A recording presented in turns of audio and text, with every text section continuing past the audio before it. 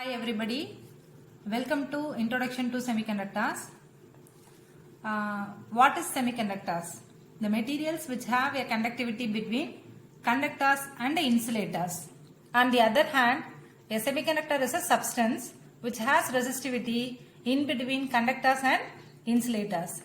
It has been observed that certain materials like germanium, silicon, etc. have resistivity between good conductors like copper and insulator like glass. The resistivity of semiconductor lies approximately between 10 to the power of minus 4 ohm meter to 0.5 ohm meter. Next, we discuss about properties of semiconductors. Resistivity of a semiconductor is less than an insulator but more than a conductor. Next property is semiconductors have negative temperature coefficient of resistance. That is, the resistance of a semiconductor decreases with the increasing in temperature and vice versa. For example, germanium is actually an insulator at low temperatures, but it becomes a good conductor at high temperature.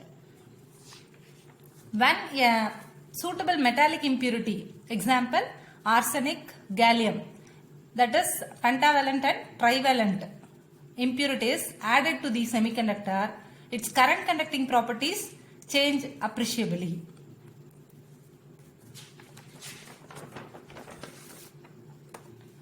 Next, bonds in semiconductors. The atoms of every element are held together by the bonding action of valence electrons. In semiconductors, bonds are formed by sharing of valence electrons. These bonds are called covalent bonds. Germanium and silicon belongs to the fourth group element of the periodic table. The germanium has 32 electrons and the silicon have 14 electrons in their atomic structure. So, both germanium and silicon have 4 valence electrons. Generally, every atom tries to complete their outermost orbital and has to achieve a stable state. Here, both germanium and silicon require 4 electrons to complete their outermost orbital. Now look at the picture. The germanium atom share valence electrons with neighboring germanium atoms. It leads to formation of a covalent bond, and each atom contributes equal number of valence electrons. Next, energy band of semiconductors. According to band theory of solids, in the case of a solids, instead of a single energy level associated with single atom, there will be bands of energy levels. A set of such closely packed energy levels is called an energy band.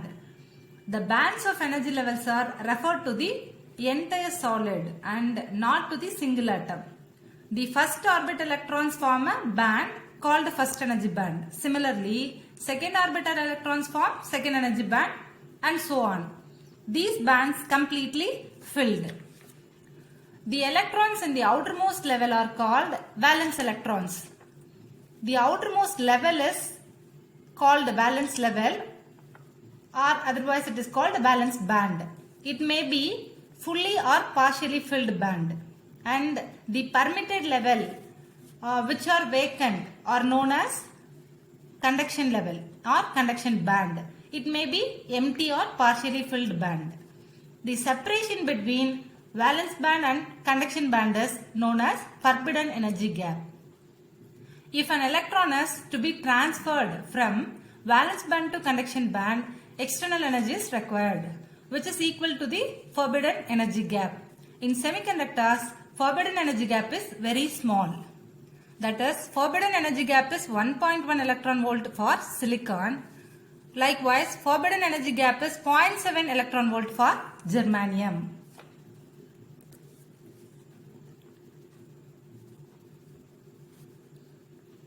Effect of temperature on semiconductors. At absolute zero temperature, all the electrons are tightly held by the semiconductor atoms. At this temperature, the covalent bonds are very strong and there are no free electrons. Semiconductor crystal behaves as a perfect insulator at absolute zero temperature. When temperature is increased, that is above absolute zero, some of the covalent bonds in the semiconductor break due to thermal energy supplied.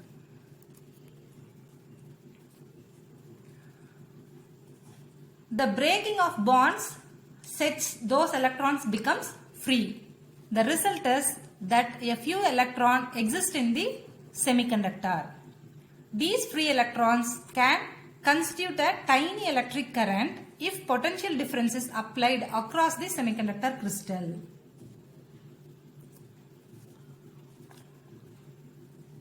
Let us discuss about Hole current. When covalent bond is broken due to thermal energy, the removal of one electron leaves a vacancy. A missing electron is called a hole. Hole act as a positive charge.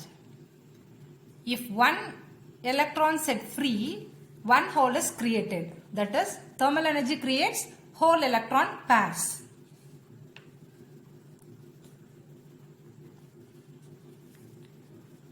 Hole shows a missing electron.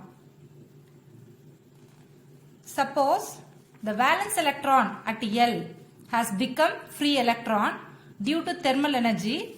This creates a hole in the covalent bond at L.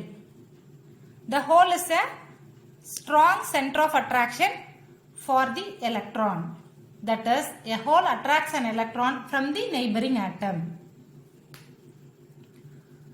A valence electron, say at M, from nearby covalent bond comes to fill in the hole at L. This creates the hole at the point M. Likewise, a valence electron nearby covalent bond, say at N, comes to fill in the hole at M. This creates the hole at N. And so on.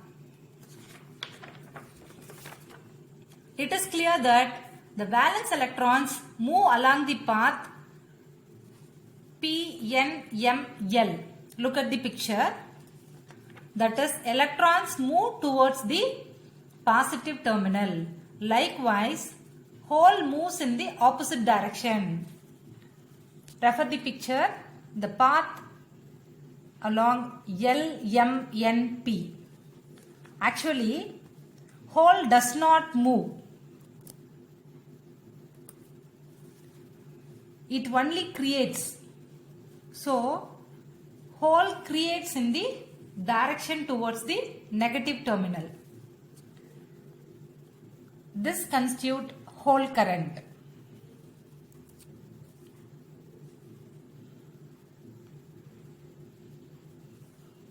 An electron has a unit negative charge. Hole is associated with a unit positive charge. The hole serves as a carrier of electricity in the same manner as the free electron, but in the opposite direction.